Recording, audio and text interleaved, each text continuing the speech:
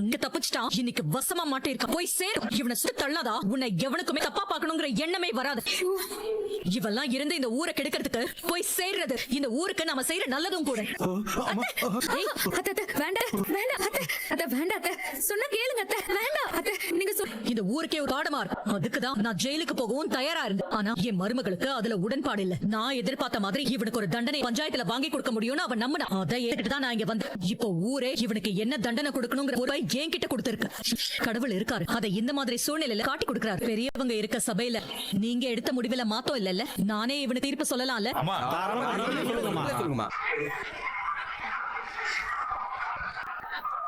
இங்க பாருங்கயா, நான் ஒன்னும் பவானி நிரபராதின்லாம் சொல்ல வரல. அவன் தான் செஞ்சது தப்புன்னு சொல்லி என்னடா பாத்துக்கிட்டு இருக்க? நீ சொல்ல போற தீர்ப்புல ஏன் வீட்டு வளர்ப்பு நீனு புரிய வேண்டியவங்களுக்கு புரியணும். புரிய வேடா.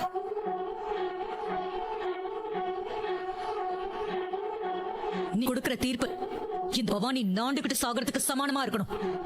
சொல்லு.